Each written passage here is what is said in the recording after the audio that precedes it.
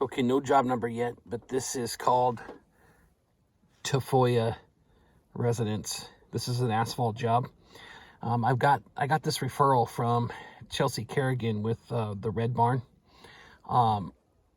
These are her friends who own a company out here. It's an LLC, and they want to have asphalt paved, or they want to have pavement done for their business out here. So this is out in Redmond, and the address says 27928 Northeast 5th Street in Redmond.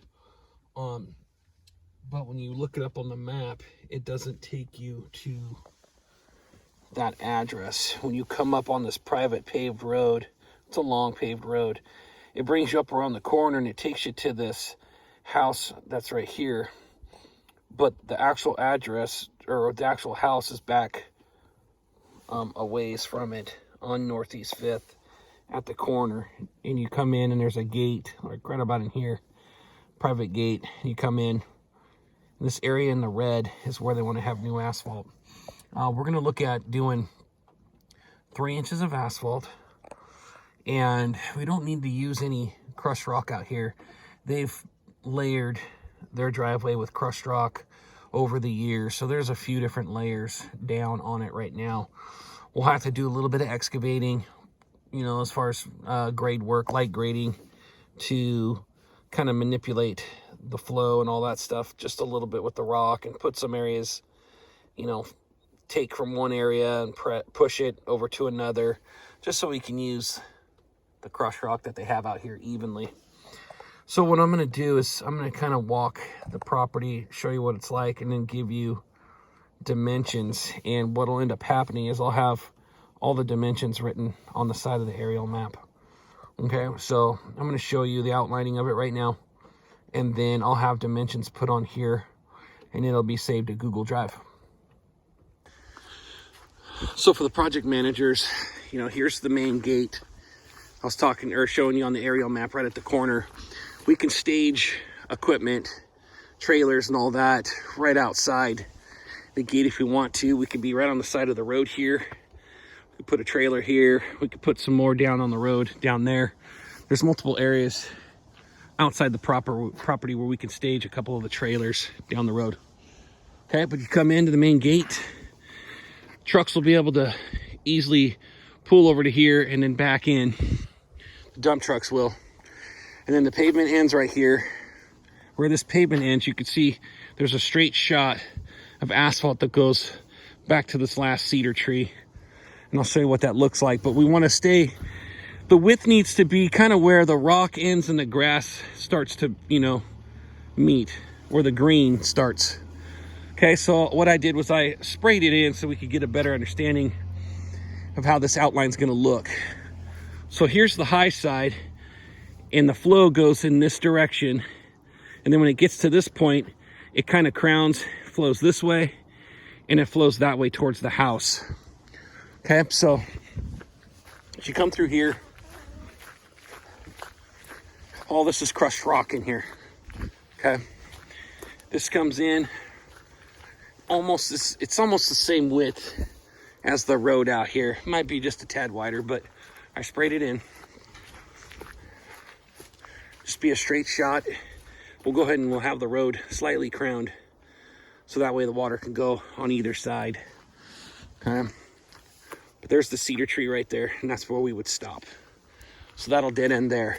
We do not have to take this down. We can pave right on top of it, and then on the end there, they'll be able to put some rock on the end. It'd be nice if our guys, when they're done paving, could maybe take some of the rock that's over here or over here and kind of build it up. Or if anything, we kind of excavate just a little bit into the surface and get it almost flush with the gravel out there.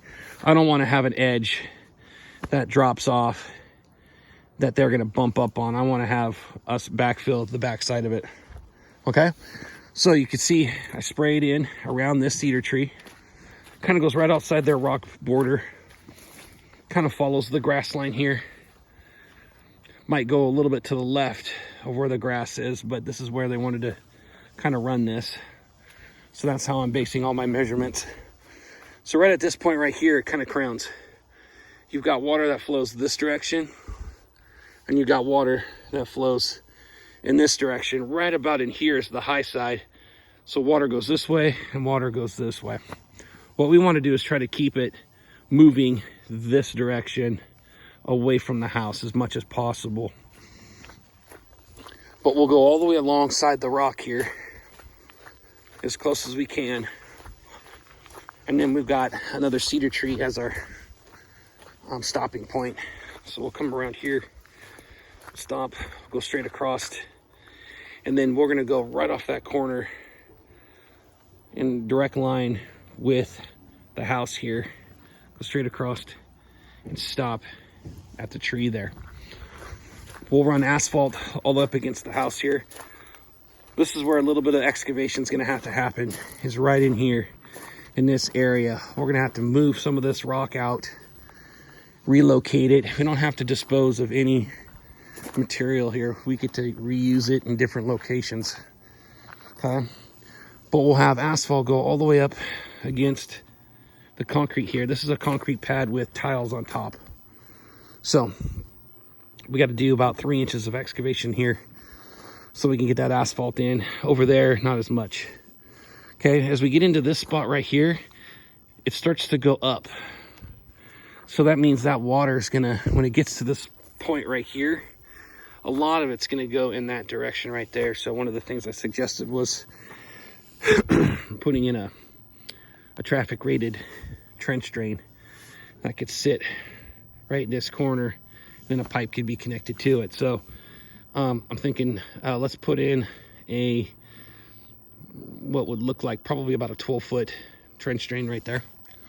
Okay. Another thing is they've got 2 drains here where another 12-foot traffic rated trench drain would be a good spot to have that, and then pipe going through. I think what I'll end up doing is sending some information to them so they can put that in themselves, and then have the pipe located over.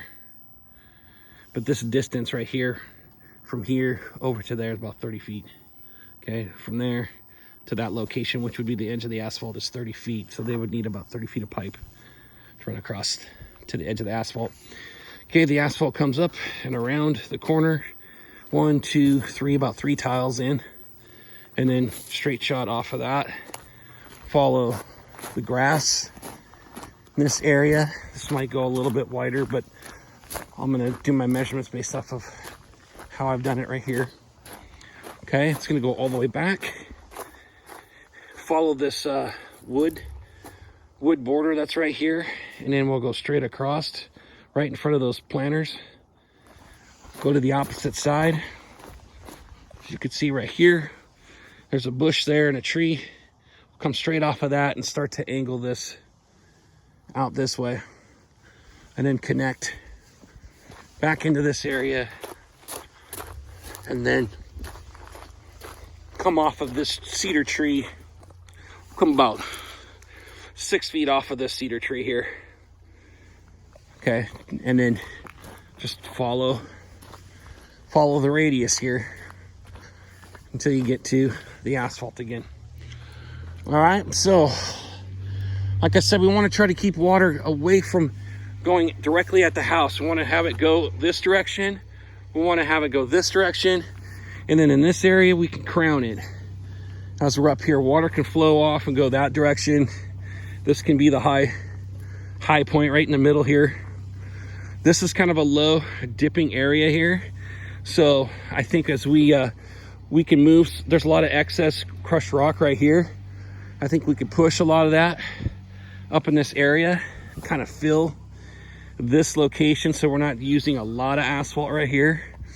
We can fill it in just a little bit, keep that water moving that direction towards the outside here on the perimeter. Okay, so that's it for right now. I'm going to give this first measurement from the existing pavement straight across to the end here. It's 10 foot wide, 138 feet. So that's 138 feet by 10.